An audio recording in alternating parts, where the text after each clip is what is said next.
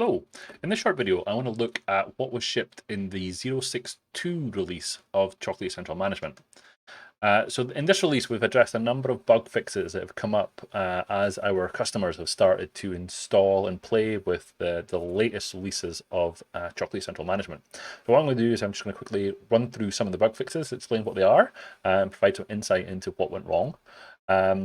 As always, all the release notes for all the Chocolatey products can be found on docs.chocolatey.org, so I encourage you to take a look when we ship a new release to get information about exactly what's included. So the first one here I want to mention is the method to determine the correct SSL certificate to use between the installation script and the execution is inconsistent. But what this is referring to is that when the CCM service starts up, it will attempt to find an SSL certificate to use to host the endpoint that is then used by all of the Chocolatey agent machines. Now, during the installation, we also try to identify the right SSL certificate, and if it's not there, we will create a self-signed certificate for you to use. Now, what was happening though was that during the installation, it could find one SSL certificate, and then everything would look to be okay. And then when you went to run the CCM service, it would claim that it couldn't find the SSL certificate, or it would use the wrong one.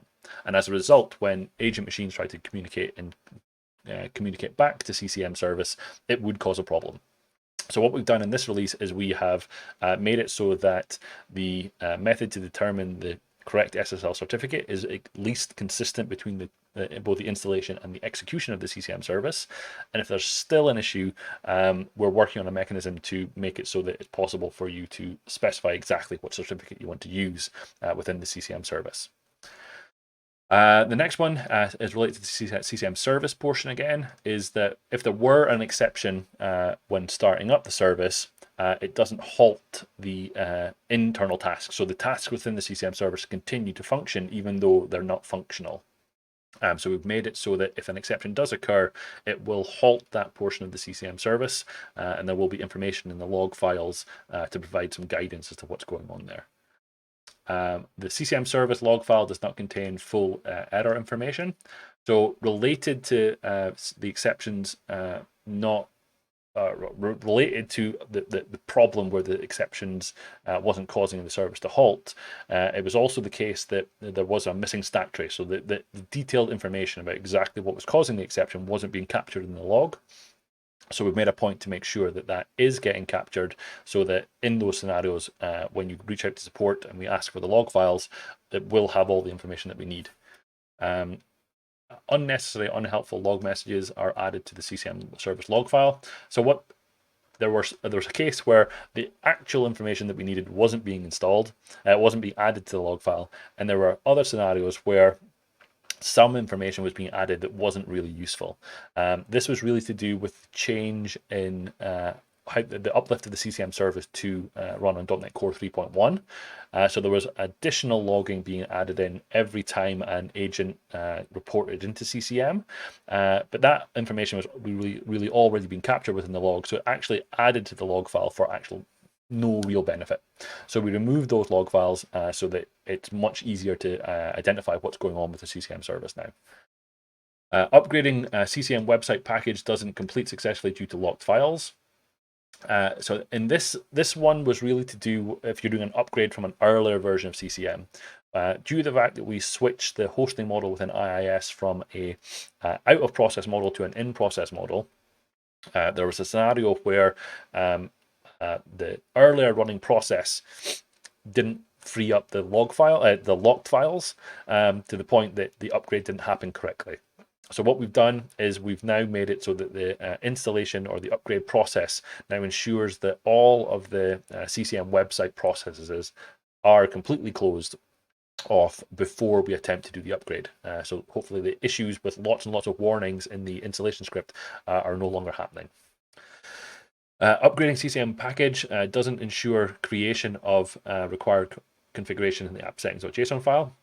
Now, with the uplift to the latest version of CCM and the underlying template project that we use, it was possible that a specific piece of information was missing, specifically the website root address within the app settings.json file. Now that is a required piece of information for configuring things like the Swagger endpoint within the CCM website, as well as the URLs to use when sending emails from the system.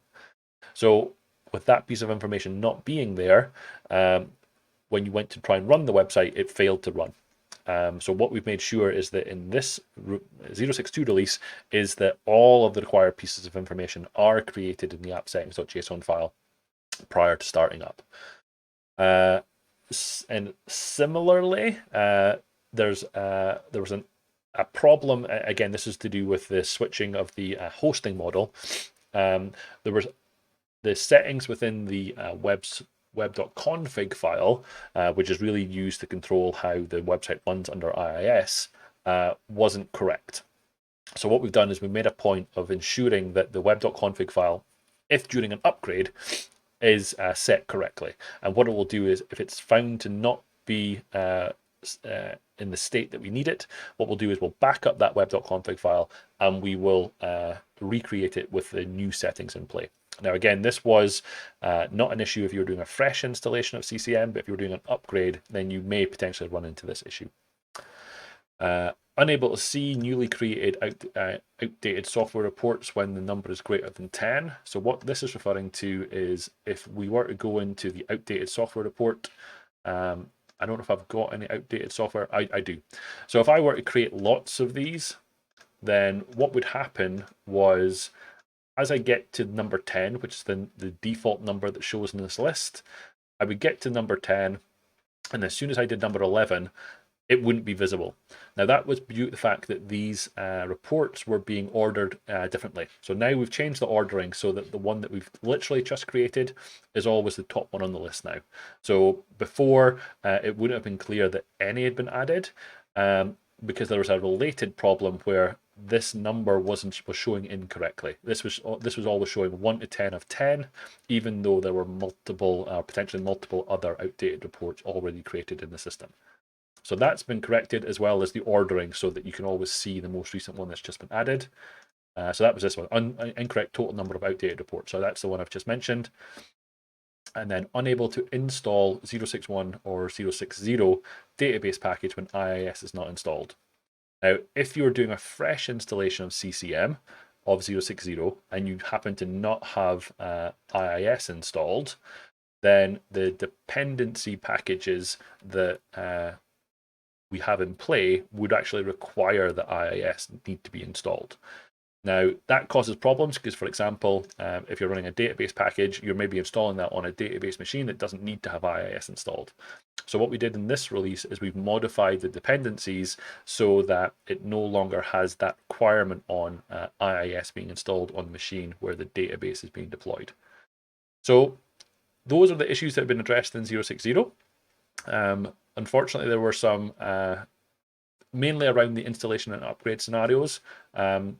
We believe that we tested all of the, if not all of these scenarios, at least some of them, but there was obviously a gap in our testing process that we are looking to rectify. So apologies for these issues creeping in. If you do happen to see anything else, do feel free to reach out and we will do our very best to fix those issues for you. Thank you very much.